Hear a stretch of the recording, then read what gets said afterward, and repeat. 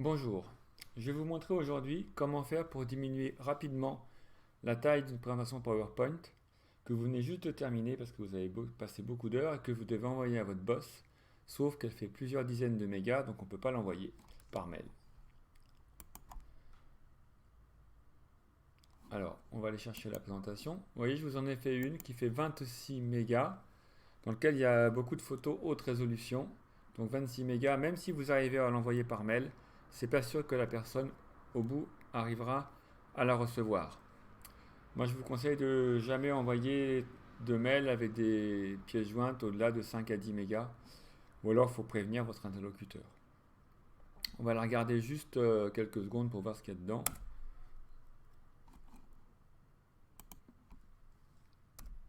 Voilà, c'est des photos de vacances.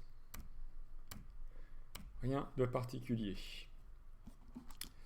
Alors, ce que je vais faire, c'est que je vais aller sur une photo.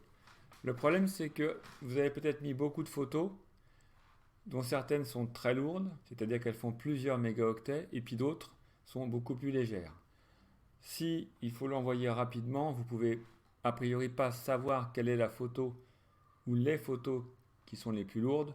Donc on va faire quelque chose de très efficace qui va réduire la taille de toutes les photos. Alors celles qui seront déjà de petite taille, ça risque de diminuer la qualité, et celles qui sont de grande taille, ça, vous ne verrez pas la différence. Les appareils photo et téléphones portables aujourd'hui, ils font des fichiers photos qui font plus de 3-4 mégas. Alors on clique sur une des photos et en haut vous avez un menu qui s'appelle format de l'image. Dans certaines versions de PowerPoint, ça s'appelle outils images. Donc on clique dessus. Et là vous avez un bouton qui s'appelle compresser les images. D'accord? Donc vous cliquez sur le bouton qui s'appelle compresser les images. Et là, en fait, s'il s'agit d'une seule photo dont vous êtes sûr que c'est celle-ci qui rend le PowerPoint très lourd, vous laissez ça comme ça. Si par contre vous ne savez pas de quelle photo il s'agit ou qu'il y a beaucoup de photos, vous allez décocher la première case de sorte que la compression agisse sur toutes les photos. Là, on va prendre une réduction à 150 pixels par pouce qui va drastiquement réduire la taille du fichier PowerPoint. Le 96 pixels par pouce, ce serait aussi efficace, mais ça risquerait de rendre les photos un petit peu floues. Voilà, j'appuie là-dessus. OK. Donc ma présentation maintenant, je vais tout de suite l'enregistrer sous un autre nom, parce qu'il ne faudrait pas que vous perdiez l'original.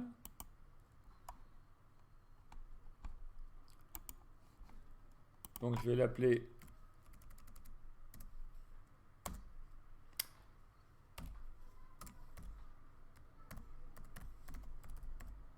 voilà, compressé. J'enregistre. Maintenant je vais fermer PowerPoint. Et dans mon dossier, j'ai donc deux fichiers PowerPoint. L'original qui fait toujours mes 26 mégas et le nouveau qui fait 1 méga 3. D'accord? Si je l'ouvre et que je vous montre à l'écran, vous n'allez absolument pas voir la différence. Voilà. Ben écoutez, j'espère que ça vous sera utile et à bientôt pour de nouvelles présentations, astuces de PowerPoint, Word et Excel.